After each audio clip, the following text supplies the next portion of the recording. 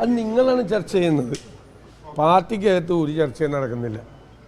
ഒരു ചർച്ചയും KPCC president മാറ്റുമായിട്ട് ഞാൻ ഇന്നലെ ചാനലിലാണ് ഞാൻ അറിയണ്ടേ അങ്ങനെ ഒരു ചർച്ച നടക്കണ്ടേ? ഒരു ചർച്ചയും നടക്കുന്നില്ല. ഇതൊക്കെ കോൺഗ്രസ് ഹൈക്കമാൻഡ് തീരുമാനിക്കേണ്ട കാര്യങ്ങളാണ്. അവർ ഉചിതമായ സമയത്ത് ഉചിതമായ തീരുമാനം അവരെടുക്കും.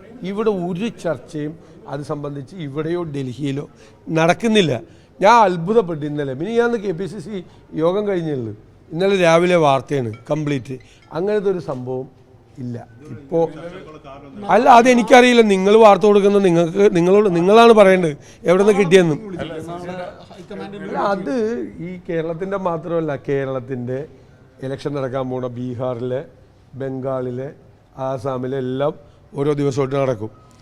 ഓരോ സമയമായിട്ട് നടക്കും.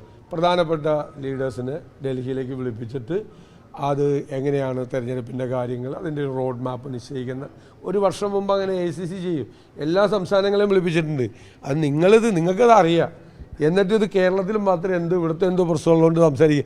അതെല്ലാ ഈ അടുത്ത വർഷം 2026 ഇലക്ഷൻ നടക്കാൻ പോകുന്ന എല്ലാ സംസ്ഥാനത്തെയും നേതാക്കളെ ഡൽഹിക്ക് വിളിപ്പിച്ചിട്ടുണ്ട്. നിങ്ങൾ എല്ലാ ദിവസവും ഈ കോൺഗ്രസിൽ തർക്കമാണ്, കോൺഗ്രസിൽ ബഹളമാണ് എന്ന് പറഞ്ഞാൽ ഓരോരുത്തരും ഓരോ ദിവസം വാർത്ത കൊടുക്കുകയാണ്. ഞങ്ങളുടെ കൂട്ടത്തിൽ ഒരു തർക്കമില്ല. ഒരു പാർട്ടിയിലുള്ള തർക്കവും ഞങ്ങളുടെ പാർട്ടിയിലില്ല. അങ്ങനെ ആരും വിചാരിക്കണ്ട. അല്ല, അദ്ദേഹം വേറൊരു വിഷയത്തിൽ അദ്ദേഹം അഭിപ്രായം പറഞ്ഞതല്ലേ, അതിനെന്താ? അദ്ദേഹം ഒരു വിഷയത്തിൽ അദ്ദേഹം അഭിപ്രായം പറഞ്ഞു. അപ്പം ഞങ്ങൾ അദ്ദേഹമായിട്ട് പഴക്കിട്ടോ പിണങ്ങിയോ? ഒന്നുമില്ല. അതിൻ്റെ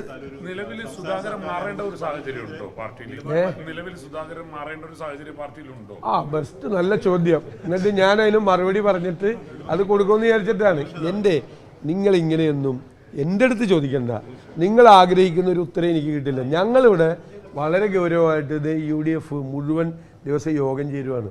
ഞങ്ങൾ കഴിഞ്ഞ ദിവസം KPCCയുടെ യോഗം ചേർന്നു.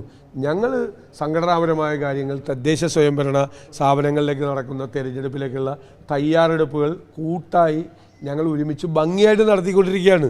നിങ്ങൾക്ക് വേറെ വാർത്തയൊന്നുമില്ല. നിങ്ങൾ കോൺഗ്രസിലേക്ക് കയറണം എന്തിനാ?